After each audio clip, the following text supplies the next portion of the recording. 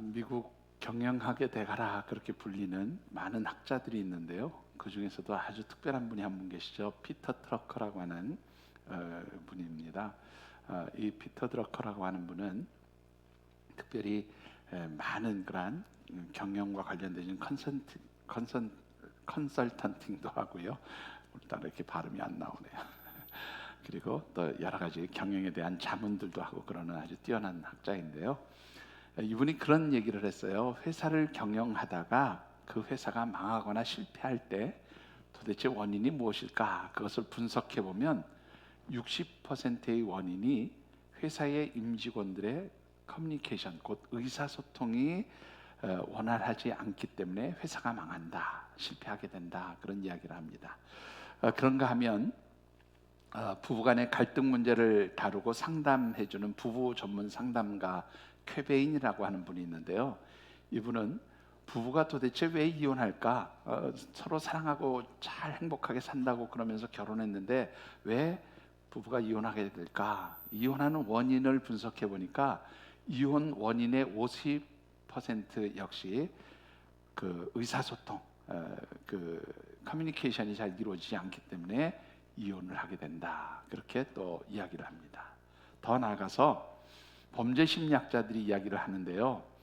모든 범죄자들의 90%가 그 삶을 조사해 보면 세상 속에서 사람과 사람 사이에 의사소통이 원활하지 못하거나 사람과 교제하는 것을 아예 단절시키고 있다. 그러니까 사람과 교제하지 않으니까 결국 뭐가 되냐면 범죄자가 되더라. 뭐 이런 이야기이기도 합니다. 여러분들 한마디로 말하면 사람과 사람 사이에 의사소통이 원활하게 일어나지 않고 관계가 단절되면 결국 문제가 발생한다. 그런 말이기도 한 것이죠. 그런데 이런 현상들은요, 우리 일상생활에서 일어난 것만이 아니라 우리의 신앙생활, 우리의 영적 생활에서도 동일하게 나타나는 현상이라 그렇게 말씀을 드릴 수가 있습니다. 우리가 신앙생활 하면서 가장 중요한 것이 누구하고 소통하는 거예요? 하나님과 소통하는 거예요. 하나님과 원활한 소통이 되어지고 그래서 하나님과 원활하게 영적 교제를 나누게 될 때에 우리는 건강한 영적 생활을 할 수 있는 것이죠.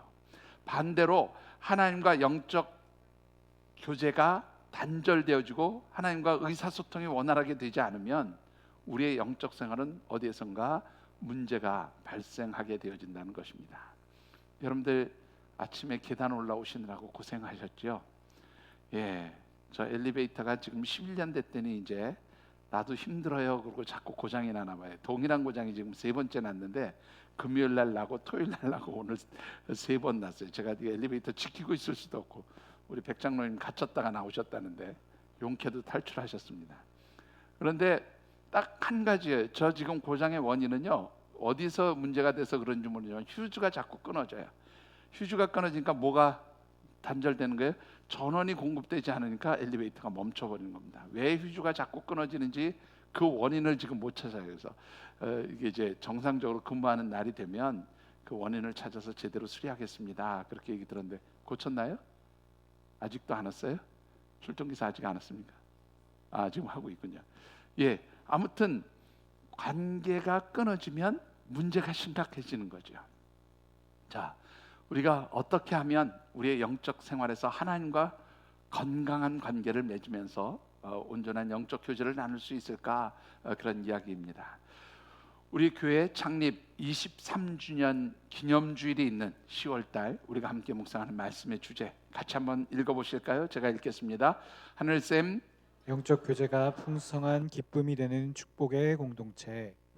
한번 더 읽어보시죠. 하늘쌤, 영적 교제가 풍성한 기쁨이 되는 축복의 공동체.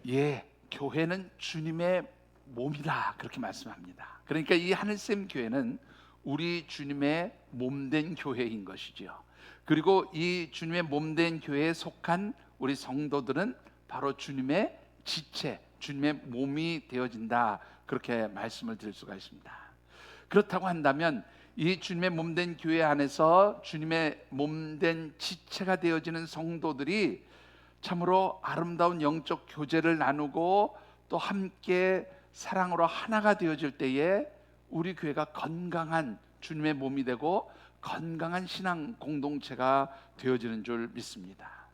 자, 어떻게 하면 또 어떻게 해야 우리 하늘샘 교회가 건강한 영적 교제를 나누는 그런 주님의 몸된 공동체가 될 수 있을까?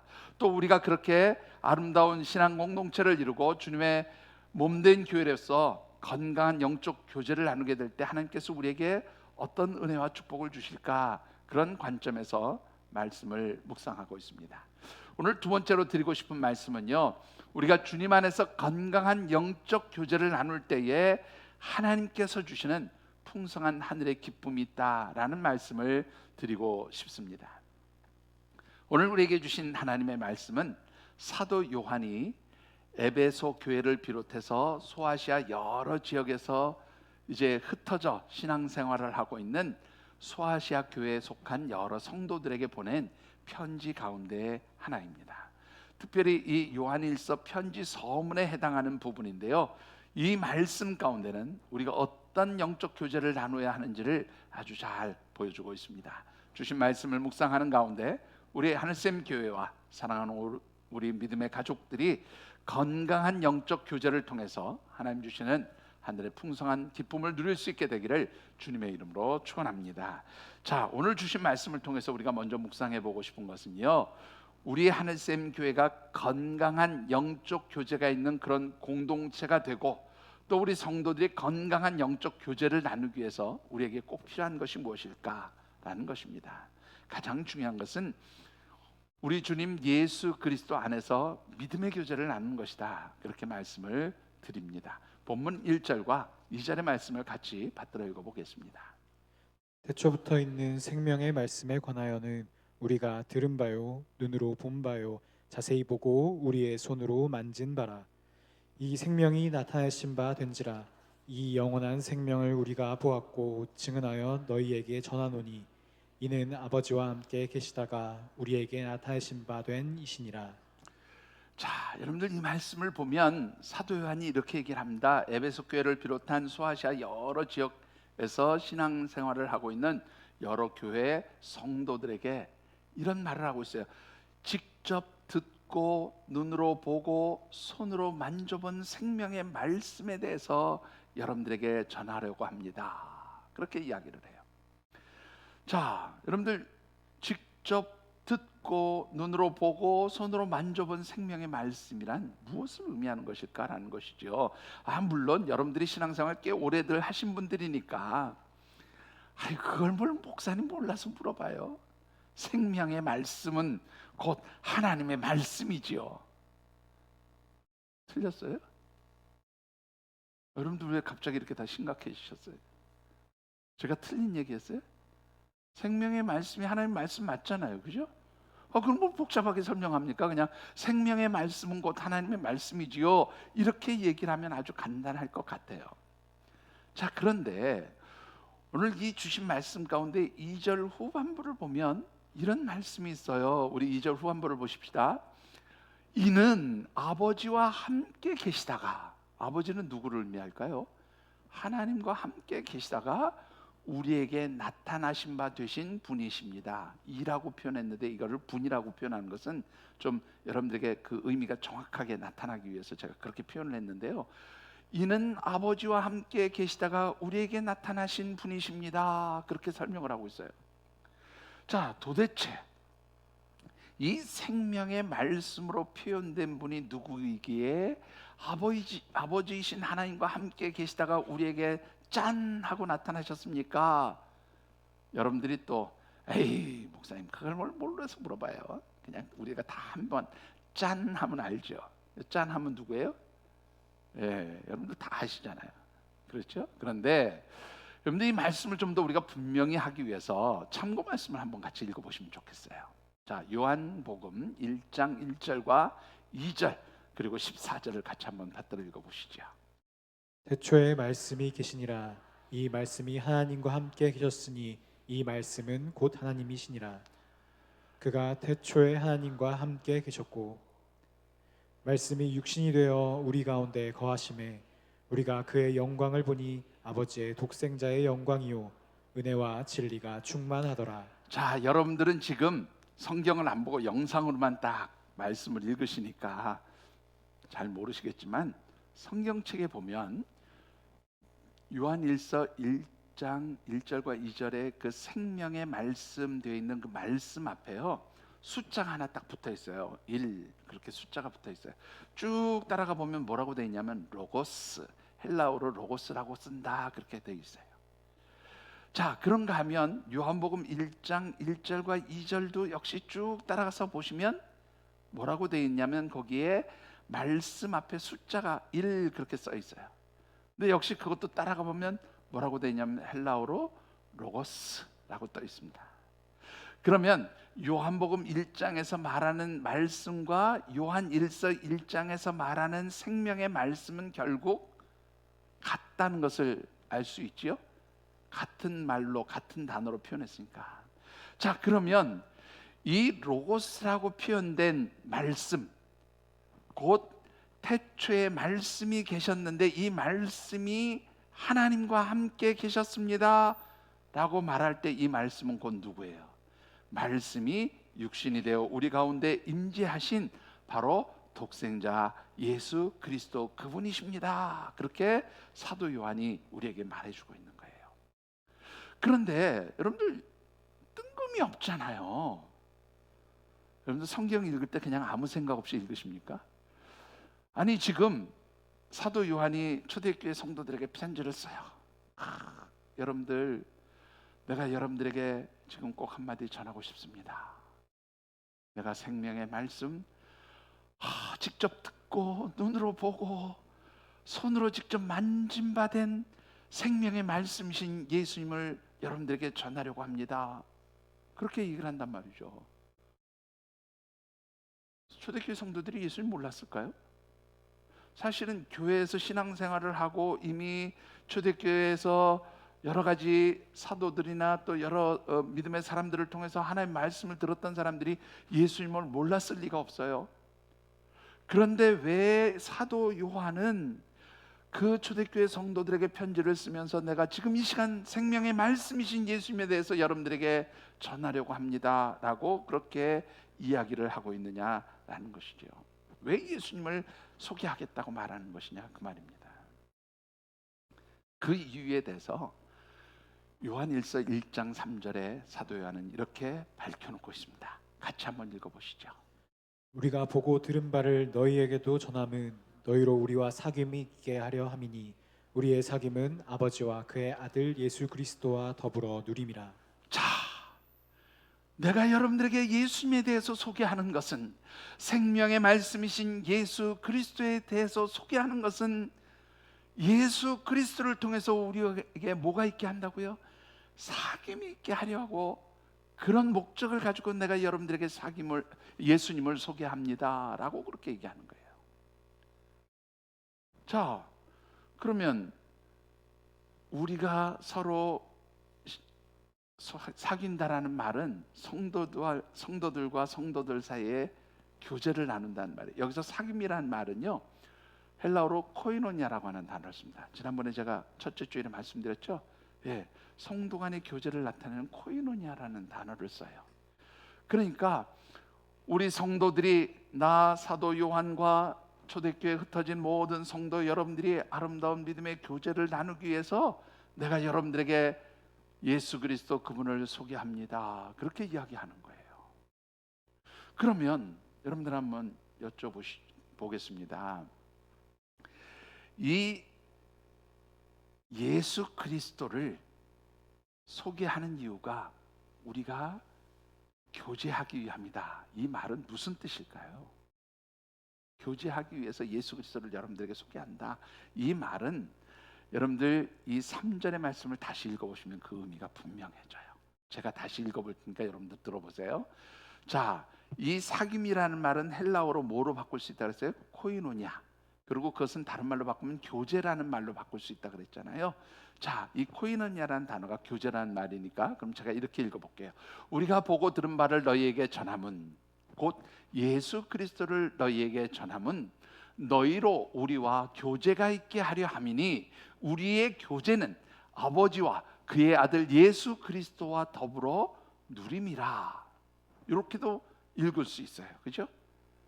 자, 그러면 이게 무슨 뜻이냐면 우리의 교제가, 성도들의 교제가, 하나님의 사람 사도 요한과 초대교회에 흩어진 모든 우리 성도들의 아름다운 믿음의 교제가 이루어지기 위해서는 그 가운데 누가 함께 하셔야 돼요?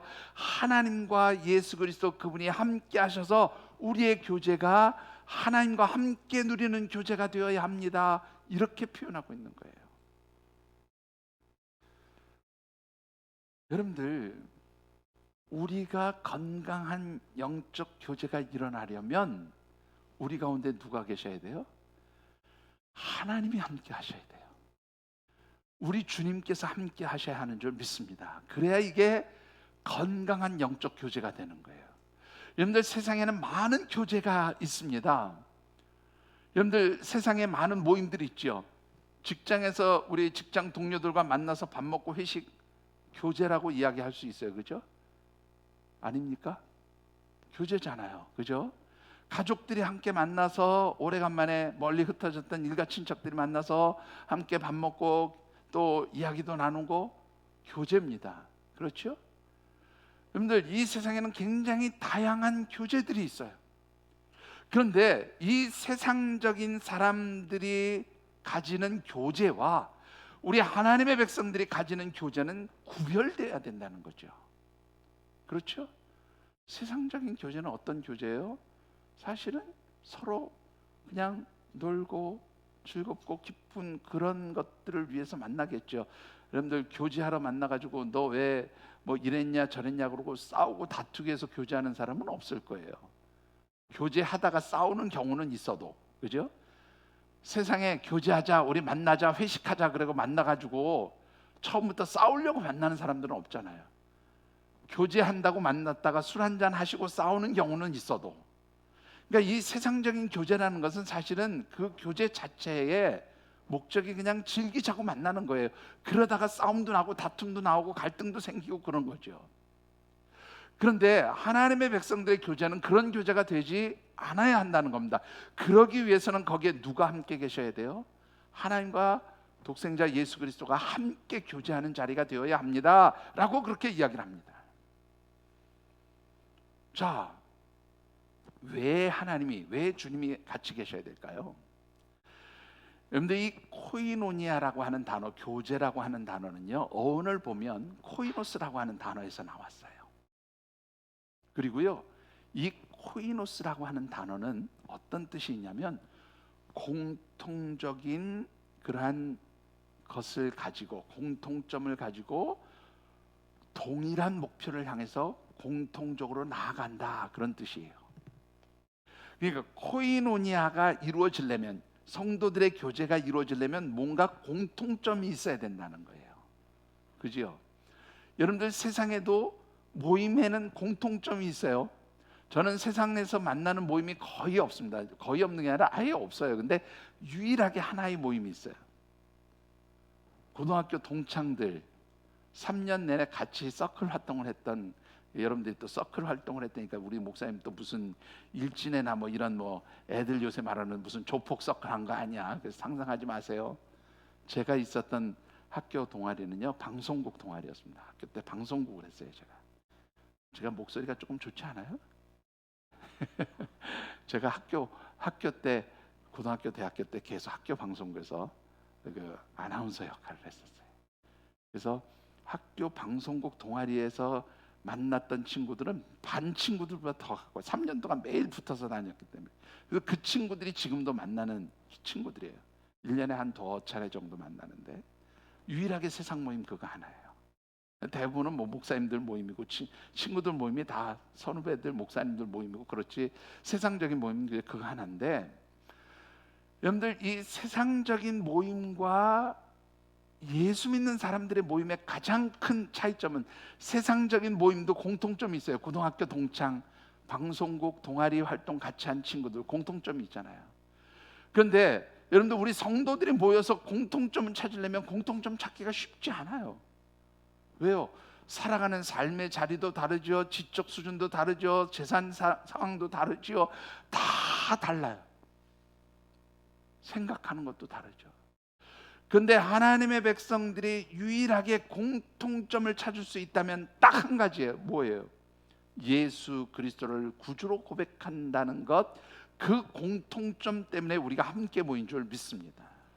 그래서 우리의 교제 공동체 안에는 예수님이 함께 계셔야 되는 거예요. 예수님이 우리의 공통 부모예요. 예수님이 없으면 우리가 만날 일이 뭐가 있겠어요? 뭐 저하고 고등학교 동창 하셨어요? 그렇잖아요. 뭐 어디 고향이 같아요? 저 서울 토백입니다. 저하고 고향 같으세요? 저 원효로가 제 본적지예요, 원적지예요. 저하고 같으세요? 없잖아요. 공통점이 없어요. 근데 오늘 저와 여러분들이 이 자리에 함께 있는 것은 우리에게 공통부모로 누가 계세요? 예수 그리스도, 그분이 계시니까 함께 있는 거예요. 자, 그런데 왜 공통부모로 예수님이 함께 하셔야 우리의 교제가, 영적 교제가 온전해질 수 있냐라는 거죠. 여러분들 창세기 3장에 보면 하나님께서 태초에 천지를 창조하시고 아담과 하와를 창조하시고 많은 것들을 주셨어요. 많은 선물들을 주셨습니다. 그런데 하나님이 뭐라고 말씀하셨냐면, 야, 너네들 여기 있는 거 다 누리고 먹어도 좋아. 근데 저 동산 중앙에 있는 선악을 알게 하는 나무의 열매는 따먹지 마라. 그거 먹으면 죽는다. 하나님 그렇게 말씀하셨어요. 그런데 어느 날 먹었어요. 먹었잖아요, 그죠? 그런데 그 선악을 알게 하는 나무의 열매를 먹고 나서 아담과 하와의 삶의 모습에 변화가 일어납니다. 어떤 변화가 일어납니까? 제일 먼저 이 아담과 하와가 늘 하나님과 함께 동산을 거닐며 하나님과 교제하던 그들이 성경에 보면 뭐예요? 하나님의 낯을 피하여 숨었습니다. 하나님의 얼굴을 피하여 숨었습니다. 하나님과 아담과 하와의 관계가 어떻게 해요? 단절되어졌어요. 하나님이 아담과 하와를 찾습니다. 야, 일로 좀 와봐. 너희들 왜 그러냐? 왜 내 얼굴을 피하니? 너희들 내가 먹지 말라고 하는 동산 중앙에 선악을 알게 하는 나무의 열매를 먹었구나. 아담아, 너 그거 누가 먹으라 그랬니? 그때 아담이 뭐라 그래요? 글쎄 하나님, 나는 먹기가 싫었는데요. 그거 하나님 짝지어 주신 저 하와가 저를 꼬셨거든요. 그리고 자기가 먹은 그 선악을 알게 하는 나무의 열매를 먹은 그 책임을 누구한테 밀어요? 하와에게 슬쩍 밀어요. 여기서 뭐가 깨져요? 인간과 인간의 관계가 깨지고 단절돼요. 하와에게 또 묻습니다. 하와야, 너 왜 그랬니? 하나님, 뱀이 꼬셨걸랑요. 누구는 죄가 없어? 나는 죄가 없어. 뱀이 꼬셨기 때문에 그래요. 인간과 자연의 관계가 단절되어지고 깨어지는 거예요. 여러분들, 하나님께서 세상을 처음 창조하시고 에덴 동산을 만들어 주셨을 때요, 거기는 모든 것이 완벽하게 소통되어지던, 교제가 이루어지던 그런 공간이었어요. 하나님과 사람이 만나서 교제했고요, 인간과 자연이 함께 만나서 교통했고요, 사람과 사람 사이에도 단절이라는 것이 없었어요. 그런데 인간이 죄를 지음으로 인해서 그 완벽하던 관계가 깨어지고 단절된 거죠. 여러분들, 이 깨어지고 단절된 관계를 회복시켜 주신 분이 누구십니까? 에베소 2장 14절과 16절의 말씀을 보면 예수님께서 자신의 육신과 십자가로 인간의 죄로 인한 모든 막힌 담을 헐어버리시고 하나님과 우리를 화평한 관계로 회복시키셨습니다. 그렇게 말하고 있어요. 여러분들, 우리가 하나님 안에서 하나님과 온전한 영적 교제를 나누고 하나님과 만날 수 있기 위해서는 누가 필요해요? 우리를 하나님과 화평하게 하신 예수 그리스도가 있어야 하는 것이죠. 우리 인간과 인간의 그 나뉘어지고 깨어진 그 갈등 관계를 하나가 되게 하신 분이 누구라고요? 바로 예수 그리스도, 그분이라고 말씀합니다. 깨어지고 망가진 자연과 인간의 관계가 회복되어지는 것이 누굽니까? 바로 예수 그리스도, 그분을 통해서 이루어져요. 그래서 이사야서 11장 6절로부터 8절까지 말씀을 보면 이렇게 기록하고 있습니다. 같이 읽어보시지요. 그때 이리가 어린 양과 함께 살며 표범이 어린 염소와 함께 누우며 송아지와 어린 사자와 살찐 짐승이 함께 있어 어린아이에게 끌리며 암소와 곰이 함께 먹으며 그것들의 새끼가 함께 엎드리며 사자가 소처럼 풀을 먹을 것이며 젖 먹는 아이가 독사의 구멍에서 장난하며 젖된 어린아이가 독사의 굴에 손을 넣을 것이라. 여러분들 이게 가능한 일이에요? 젖 먹는 아이가 독사굴에 손을 넣고 장난을 쳐요? 참 죽을라고. 예? 호랑이 코털을 잡지. 그렇지 않아요? 여러분 어떻게 표범과 염소가 함께 눕겠냐고요?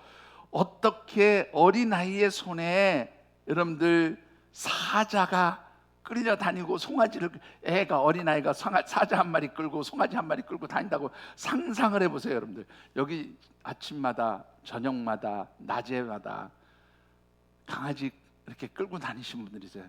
한 두 마리씩 끌고 다니는 분도 있고 심지어는 네 마리 끌고 다니는 분도 봤어요 제가. 근데 그 네 마리 강아지 끌고 다니는 것도 힘들어하는데 거기에 여러분들 사자 한 마리 끌고 한 마리 옆에 송아지 한 마리 끌고 다닌다고 한번 생각해 보세요. 상상이 되십니까 여러분들? 여러분들 사자만 봐도 다 질색을 해서 도망가시겠죠. 어떻게 이런 모습들이 이루어지겠냐 말이에요. 어떻게 이렇게 깨어진 관계들이 회복되어지느냐 말이죠. 이사야서 11장에 보면 바로 하나님께서 보내신 메시아 예수 그리스도, 그분이 올 때 이런 세상이 이루어질 것이다 그렇게 말씀하고 있어요.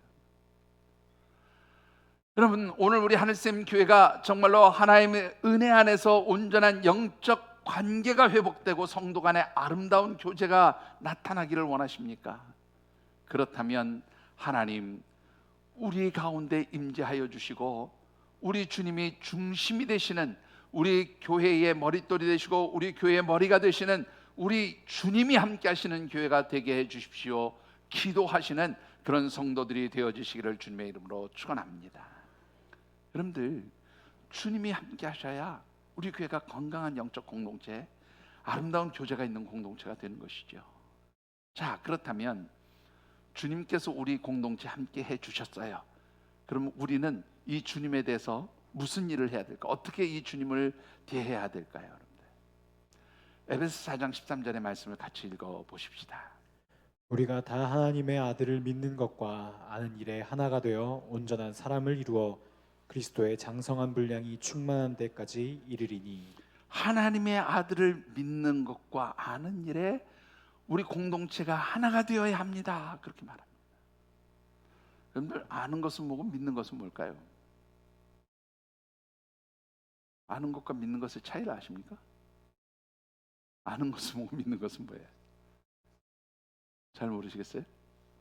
사실은 안다라는 것은 지적인 거죠. 믿는다는 것은 뭐냐면 영적인 부분이라고 그렇게 말씀드릴 수가 있어요. 자, 조금 제가 풀어서 설명해 드리면, 제가 새벽 예배 때 이 예를 자주 드는데요. 제가 예전에 총회 근무할 때 그 총회가 있던 교회 근방에 가면 큰 식당들이 있어요.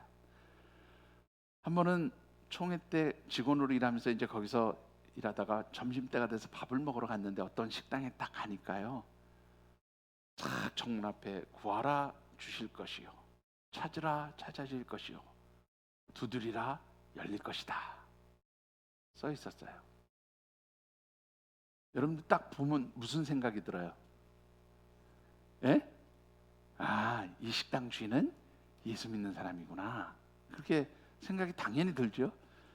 그래서 이제 음식을 주문하는데 마침 사장님이 주문을 받으러 왔어요. 당연히 제가 물었죠. 아이고, 사장님도 예수 믿는 분인가 봐요. 그랬더니 이분이 뭐라고 대답하는 줄 알아요? 웬걸요? 웬걸요? 자기 예수 안 믿는다는 거예요. 그래서 아니 그러면 저렇게 저런 말씀을 왜 걸어 놓으셨어요? 그랬더니 이분 대답이 참 재밌어요. 좋은 말이잖아요. 아니, 좋은 말이죠. 물론 저 뜻이 무슨 뜻인지 아세요? 에이, 그냥 성경에 있는 좋은 말이라 그래서 걸어놨어요. 그 다음, 그러면 좋은 말인 거는 아시면 걸어놓긴 하셨는데 그 걸어놓으신 이유는 뭐예요? 그랬더니 저거 걸어놔야 이 교회 성도들이 많이 식사하러 와요. 그런데 이해가 되세요? 그 교회가 굉장히 큰 교회고 그 일대 모든 식당들이 주일만 되면 이 교회 식구들이 나와서 식사를 많이 하니까 우리도 그 교회 성도입니다 하고 그런 식으로 갖다 하나 걸어 놓은 거예요. 그것도 그 밑에 꼭 그 교회 이름이 딱 붙어 있는 액자를 누가 갖다 줬는지 어쨌는지 잘 모르겠지만, 이분은 좋은 것이 무엇인지는 알지만 그 말씀을 깊이 있게 알고 믿는 분은 아니었다라는 거죠. 같은 맥락입니다. 여러분들, 우리가 예수님은 누구도 다 알 수 있어요. 그렇잖아요. 세상 모든 사람들에게 예수님 누구세요? 라고 물어보면 뭐 그냥 하나님의 아들이래요. 그렇게 얘기하고, 뭐 세계 4대 성인 중 한 사람입니다, 뭐 이렇게 얘기할 수 있겠죠. 근데 그것은 아는 것이 아닙니다. 사실은 예수 그리스도가 우리를 위해서 십자가에 죽으시고 우리를 위해서 하나님께서 보내신 독생자 메시아 예수 그리스도, 바로 그분입니다. 그분이라는 것을 내가 알고 믿을 때에 우리가 온전하게 예수님을 아는 거죠. 근데 이 온전하게 예수님을 아는 것이 왜 필요하냐면, 온전히 예수 그리스도를 믿고 아는 것이 왜 필요하냐면 4장 13절의 말씀을 다시 한번 보시죠. 여러분들 뭐라고 되어 있습니까? 우리가 다 하나님의 아들을 믿는 것과 하는 일에 하나가 되어 온전한 사람을 이루게 됩니다. 이 온전한 사람이라는 것은 우리 자신도 의미하지만 주님의 몸된 공동체가 온전하게 되어집니다라는 말도 돼요. 그리고 어떻게 해요? 주님의 장성한 분량까지 성장하게 되어질 것입니다. 그런 뜻이에요. 여러분들, 우리가 주님을 잘 알고 믿게 되기를 주의 이름으로 축원합니다. 여러분들, 왜 사도 요한이 이 말씀을 굳이 여기다가 이렇게 표현했는가 하면, 예수님을 소개한다는 말을 했냐면, 여러분들, 이 초대교회 사도 요한이 요한 1서를 쓰던 시기가 주후 대략 85년에서 95년 사이다, 그렇게 학자들이 추정을 해요. 어떤 학자들은 주후 90년에서 95년 시기다 이렇게도 추정을 하는데, 여러분들, 이 사도 요한이 이 요한 서신을 쓸 때 이 초대교회는 굉장한 영적 위기에 있었어요. 예수님을 따라다니면서 함께 예수님께 말씀을 배웠던 모든 사도들은 다 이제 순교해서 죽었던 상태입니다. 유일하게 예수님께서 직접 가르치신 제자 사도는 사도 요한이 유일하게 남아 있었는데, 이때 초대교회가 어떤 위기를 당했냐면, 물론 당시 로마 제국에 의해서 예수 믿는 사람들이 핍박당하고 괴롭힘을 당하고 또 고난을 당하는 것도 심각한 위기였지만, 이때 당시에 특별히 더 큰 위기가 뭐였냐면 이단들이 나타나는 그러한 위기를 겪었어요. 특히 영지주의라고 하는 이단이 나타났는데, 이 영지주의는 예수님이 육신으로 오신 것을 부인하는 그런 이단들이에요. 그런데 이런 영지주의적 이단들이 교회 안에 침투를 하면서 교회를 분열하게 만들었어요. 갈등하게 만들었어요. 교회를 다투게 만들었어요. 교회를 깨뜨린 일을 이 영지주의 이단들이 했단 말이죠. 그러니까 사도 요한이 뭐라고 해요? 너희들 예수님에 대해서 분명히 알아야 된다. 예수님은 영으로만 오신 분이 아니라 영과 육으로 우리 가운데 함께 오신 분이다. 그래서 온전한 하나님이시고 온전한 인간으로 우리 가운데 오셔서 우리와 함께 교제하신 분이다. 우리와 함께 더불어 삶을 나누신 분입니다. 그것을 지금 가르치는 거예요. 그래서 이 예수님에 대해서 바로 알 때에 너희들이 영적으로 바른 신앙생활을 할 수 있다. 그것을 가르치기 위해서 지금 이 예수님에 대해서 소개를 하고 있는 겁니다. 여러분들, 요즘 우리가 살고 있는 사회는 너무나 영적으로 혼탁한 시기예요. 영적으로 위기의 상황입니다. 얼마나 많은 이단들이 그렇게 판을 치고 있습니까? 특별히 우리나라의 유명한 이단 아시죠? 사람들이 왜 거기에 들어가 있는지 이해가 안 돼요. 여러분들, 한 가지만 딱 보면 알 수 있는데 사람들이 그거 몰라요. 왜 그렇습니까? 말씀을 모르니까 모르는 거예요. 말씀을 모르니까 이 거짓 영에 속는 거예요. 예수님이 누구신지를 정확하게 모르니까 사람이 예수님인 것처럼 생각하는 거예요. 여러분들, 분명히 예수님에 대해서 바로 알고 바로 믿으시게 되기를 주님의 이름으로 축원합니다. 그럴 때 우리 하늘샘 교회가 건강한 영적 교제가 일어나고 주님의 장성한 분량이 충만한 데까지 자라가는 그런 영적 성장이 있는 교회가 되어지는 줄 믿습니다. 자, 우리가 주님 안에서 그렇게 예수님을 바로 알고 바로 믿고 주님과 함께 교제할 때에 이런 교회, 이런 영적 공동체와 이런 성도들에게 나타나는 아주 중요한 특징이 있어요. 어떤 특징이 있을까요? 여러분들 5절과 7절의 말씀을 같이 받들어 읽어보겠습니다. 우리가 그에게서 듣고 너희에게 전하는 소식은 이것이니 곧 하나님은 빛이시라. 그에게는 어둠이 조금도 없으시다는 것이니라. 그가 빛 가운데 계신 것 같이 우리도 빛 가운데 행하면 우리가 서로 사귐이 있고. 거기까지만 읽읍시다. 우리가 사귐이 있기 위해서는 어디 가운데 있어야 돼요? 빛 가운데 있어야 돼요.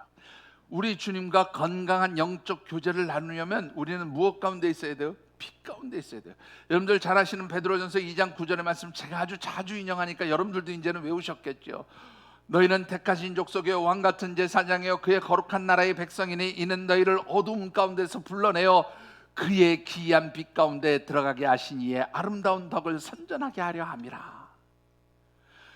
예수님이 이 땅에 오셔서 우리를 구원해 주신 이유가 뭐예요? 어둠 가운데서 불러내어서 우리를 하나님의 빛 가운데 들어가고, 그래서 우리가 하나님 백성, 하나님 자녀로 살게 하기 위해서 우리를 구원해 주셨다, 그렇게 말씀합니다. 여러분들이 진정 하나님의 백성, 하나님의 자녀가 되심을 믿으십니까? 그렇다면 빛 가운데 행하시는 성도들이 되어주시기를 주의 이름으로 축원합니다. 여러분들, 이 빛 가운데 행하는 사람들은요, 그 삶의 모습에서 두 가지 모습이 나타나요. 물론 그 외에도 많은 모습이 나타나지만 오늘 본문에는 특별히 두 가지를 얘기하고 있어요. 어떤 것일까요? 여러분들 6절의 말씀을 같이 받들어 읽어보겠습니다. 만일 우리가 하나님과 사귐이 있다 하고 어둠에 행하면 거짓을 말을 하고 진리를. 거기까지만 읽으십시다. 하나님과 사귐이 있다 하고 어둠 가운데 행하면 뭐 하는 거예요? 거짓말하는 거예요. 그럼 이걸 뒤집어 보면 빛 가운데 있는 사람은 뭐를 하지 않아요? 거짓말을 하지 않아요. 거짓 가운데 속하지 않아요. 하나님의 빛 가운데 있는 사람들은 거짓말을 하지 않고 거짓 가운데 속하지 않아요. 그럼 역으로 말하면 어둠 가운데 있는 사람, 곧 사단의 영에 속해 있는 사람은 어둠 가운데 있고, 어둠 가운데 있는 사람은 무엇을 말하는 거예요? 거짓을 말하는 자죠. 왜 그렇습니까? 요한계시록 3장 9절의 말씀을 보면 뭐라고 되어 있는가 하면 사단에게 속한 자들이 거짓을 말한다고 이야기해요. 왜 그렇습니까? 사단은 거짓 영이기 때문에 그래요. 여러분들, 왜 사람들이 이 거짓 영에 속느냐? 예수님을 바로 알지 못하니까 거짓 영인 사단에게 속는 거예요. 그래서 이단으로 끌려가는 거예요. 여러분들이 하나님 백성이면, 주님을 바로 알면 여러분들 이 세상에 거짓된 사단의 영을 분별할 수 있게 되어지는 줄 믿으시기 바랍니다. 그래서 바르게 신앙생활하는 거예요. 두 번째로요, 빛 가운데 거하는 하나님의 백성들은요, 무엇을 행하며 살아갑니까? 6절을 다시 한번 보시죠. 끝에 보면 이렇게 말합니다. 제가 읽겠습니다. 만일 우리가 하나님과 사귐이 있다고 어둠에 행하면 거짓말을 하고 무엇을 행하지 아니하는 것이라고요? 진리를 행하지 않은 것이다. 반대로 말하면 빛 가운데, 하나님 가운데, 하나님의 영 가운데 다니는 사람, 하나님의 영의 지배를 받는 사람은 무엇을 행하는 사람이에요? 진리를 행하는 사람이에요. 여러분들, 왜 예수님을 중심으로 하나님의 빛 가운데 살아가는 사람은 진리 안에서 행하게 됩니까? 여러분들, 요한복음 14장 6절의 말씀을 보면 예수님이 자신을 소개합니다. 내가 곧 길이요 진리요 생명이니. 예수님이 진리라고 말씀하세요. 사단은 거짓이지만 예수님은 진리의 영이에요. 그래서 우리가 주님과 함께 할 때에 우리는 진리 안에 거하게 되는 거죠. 그런데 문제는, 근데 목사님, 진리 안에 거한다는 말을 우리가 이해하기 좀 쉽게 표현해 주시면 뭐가 되는 거예요? 그렇게 표현하면 말씀 안에 거하는 것이고 진리 안에 거하는 거예요. 왜? 말씀이 육신이 되신 분이 우리 주님이시니까. 그 말은 곧 말씀이 진리인 거예요. 진리이신 분이 예수님이시고, 예수님이 곧 말씀이시고, 말씀이 곧 진리가 되는 거죠. 이해하시겠죠? 여러분들, 그러니까 여러분들, 우리가 하나님의 말씀, 하나님의 진리 가운데 거한다는 것은 결국 뭐냐면 주님과 교제하는 방법이에요. 그래서 요한복음 15장에 포도나무의 비유를 보면 예수님께서 뭐라고 말씀하십니까? 내 말이 너희 안에 거하고 너희가 내 안에 거하면, 그게 교제잖아요. 주님의 말씀이 우리 가운데 거하고 우리가 주님 안에 거하면 너희들이 어떻게 해요? 많은 열매를 맺게 될 것이다. 무엇이든지 하나님께 구하는 대로 이루어지게 될 것이다. 그렇게 말씀합니다. 여러분들이 하나님의 백성, 하나님의 자녀로서 온전히 주님과 교제하기를 원하십니까? 말씀 안에 거하시는 하나님의 사람들이 되어지시기를 주의 이름으로 축원합니다. 그리할 때 주시는 축복이 있어요. 어떤 축복입니까? 4절 말씀 같이 읽어보시죠. 우리가 이것을 쓰면 우리의 기쁨이 충만하게 하려 함이라. 뭐가 충만해요? 기쁨이 충만한. 근데 요새 기쁘십니까? 기쁘시지요? 아이고 참 감사해요. 우리 하늘쌤 교회 식구들은 주님 안에서 거하니까 기쁘세요. 근데요, 세상을 바라보면 기쁨이 하나도 없어요. 지난주 금요일이었죠, 장로님? 제가 우리 노회 은퇴하신 장로님들이 갑자기 쳐들어왔어요. 목사님 밥 먹으러 갑시다. 제가 어른들 모시고 이제 밥 먹으러 갔는데요, 이 어른들이 다 이제 80을 거의 바라보는 나이가 되신 분들인데, 이분들이 목사님, 요즘에 목사님 이 세상을 보면서 어떤 생각을 하십니까? 요즘에 핫 이슈가 뭔지 아십니까? 정말로 죄송한데요, 제가 요즘에 핫 이슈가 뭔지 잘 몰라요. 요즘에 핫 이슈가 뭡니까? 제가 몰라서 물었더니 이분들이 문다의 이혼이래요. 아니 왜 뜬금없이 문다의 이혼 그랬더니 하여튼 그분들 얘기가 그래요. 그래서 제가 뭐라고 얘기했냐면, 대단히 죄송한데요, 저는 TV를 이미 오래전에 끊었습니다. TV 끊은 지가 20년쯤은 된 것 같아요. TV 안 본 지가 정말로 그렇게 됐습니다. TV 대신에 인터넷으로 뉴스를 봤는데요, 그 뉴스를 보다 보니까 열뻗치는 일이 하도 많아서 뉴스도 끊었습니다. 그 뉴스 대신 본 게 뭐냐면 유튜브를 보기 시작했거든요. 유튜브를 보다 보니까 유튜브를 봐도 거짓말이 너무 많아서 유튜브도 끊었습니다. 그래서 요즘에 제가 진짜 세상 소식을 잘 모릅니다. 왜 그러냐면 세상 소식을 알 때마다 열이 받쳐요. 기쁨이 생기는 게 아니라 마음이 막 속상하고 화가 나요. 그래서 제가 세상 소식을 끊었어요. 참 우리 목사님은 세상도 모르면서 무슨 설교를 하겠다고 그렇게 혹시 생각하실지 모르지만 그래도 필요한 건 보고 살아요. 여러분들 세상을 바라보면 기쁨이 없어요. 그런데 누구 안에 있을 때 기쁨이 있습니까? 하나님 안에, 주님 안에 있을 때 우리에게 참된 기쁨이 있는 줄 믿으시기 바랍니다. 그 기쁨은요, 사라지는 기쁨 아니에요. 영원한 기쁨이에요. 그래서 어떠한 환경 속에서 어떻게 해요? 주님이 함께 하실 때, 주님이 주시는 그 기쁨이 있을 때 그 기쁨으로 세상을 이길 수 있게 되어지는 줄 믿습니다. 두 번째로 주시는 축복이 무엇일까요? 7절의 말씀을 같이 받들어 읽어보십시다. 그가 빛 가운데 계신 것 같이 우리도 빛 가운데 행하면 우리가 서로 사귐이 있고 그 아들 예수의 피가 우리를 모든 죄에서 깨끗하게 하실 것이요. 예수 그리스도와 사귐이 있는 사람, 주님과 교제가 있는 사람이 주시는 축복이 뭐냐면 그의 모든 죄가 사하여질 것이다. 여러분들, 우리가 세상에 나가서 살다 보면 아무리 정결하게 산다고 발버둥 치고 노력하지만 때가 묻어요.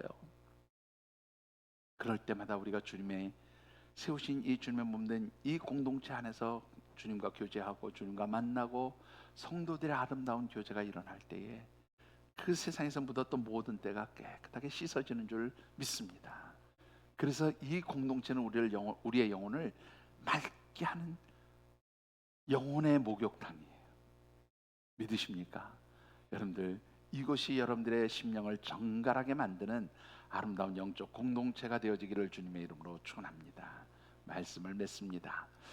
여러분들, 오늘 제가 소개하는 이곳은 저의 버킷리스트 중에 하나입니다. 제가 이 다음에 은퇴하면 꼭 한번 가보고 싶은 곳인데, 몇 번 미국을 갔지만, 여러 번 미국을 갔지만 한 번도 못 가봤어요. 하여튼 상황이 안 돼서 못 가봤는데요, 이곳은 미국 캘리포니아 북부에서 그 샌프란시스코라는 도시에서요, 시애틀 쪽으로 이렇게 가는 그 도로변에 레드우드 스테이트 파크라고 하는 곳이 있습니다. 레드우드 스테이트 파크, 뭐 우리말로 번역하기가 좀 애매한데 그냥 레드우드 스테이트 파크라고 그렇게 생각하시면 좋을 것 같아요. 근데 이 레드우드 스테이트 파크라고 하는 공원은요, 아마 지구상에 있는 가장 울창한 열대 우림 숲 중에 하나가 아닐까 그렇게 생각이 되어집니다.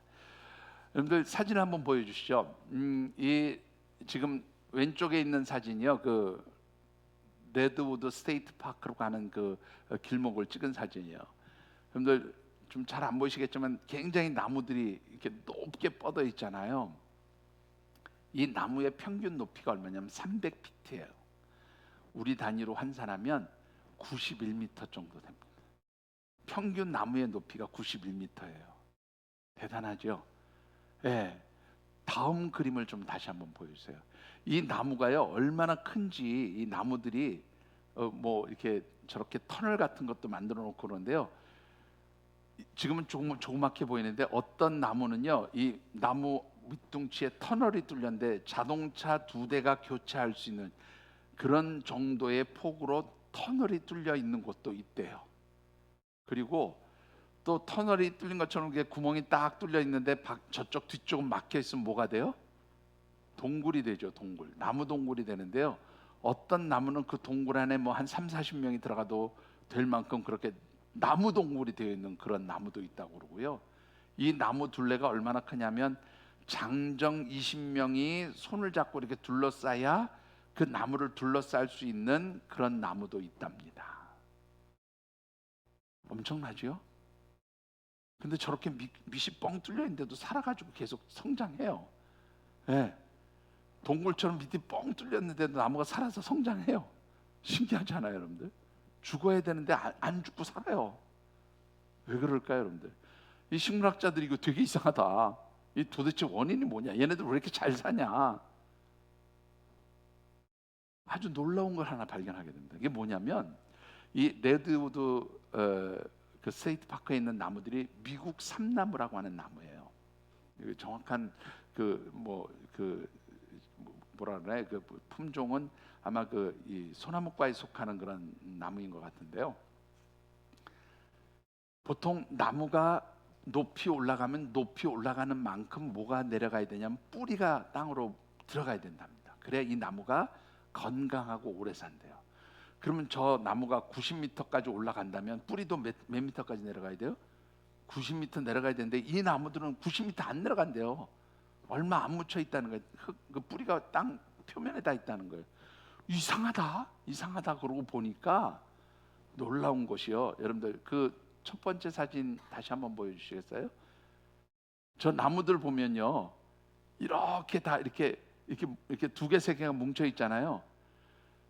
저게 10개가 뭉쳐 있는 나무도 있고요, 뭐 5개가 뭉쳐 있는 나무도 있고 3개가 뭉쳐 있는 나무도 있는데 이제 왜 그런가 봤더니 저 나무 밑에 뿌리가 다 하나래요.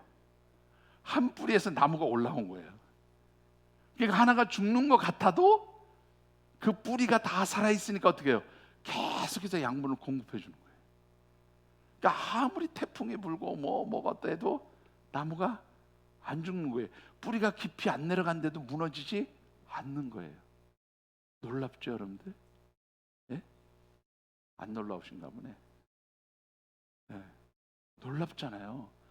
여러분들 한번 가서 찾아보세요. 오늘 인터넷에서 찾아보면요, 어떤 사람은 거기서 나무 10개가 나온 뿌리 하나에서 나무 10개가 서 있어요. 뭐 그렇게 감탄하면서 동영상 올린 것도 있습니다. 여러분들, 우리 교회가 든든히 세워지는 비결이 뭘까요? 우리가 아무리 영적 깊이를 더하려고 해도 우리에게 깊이 내려갈 수 없어요. 우리의 힘으로 내려갈 수 없어요. 그러나 우리의 뿌리가 되신 분이 있습니다. 우리 교회의 머리가 되시고 머릿돌이 되시고 우리 신앙의 뿌리가 되시는 분은 바로 누굽니까? 예수 그리스도, 그분이에요. 그분이 우리의 삶의 기초가 되어질 때, 우리의 삶이 그분 위에 놓여질 때에 우리의 삶은 흔들리지 않는, 요동치지 않는, 그리고 건강한 영적 교제를 나누면서 한 뿌리에서 10개의 나무가 나오는 것처럼 그렇게 아름다운 믿음의 교제를 나누는 건강한 영적 공동체, 아름다운 믿음의 교제 공동체가 되어지는 줄 믿습니다.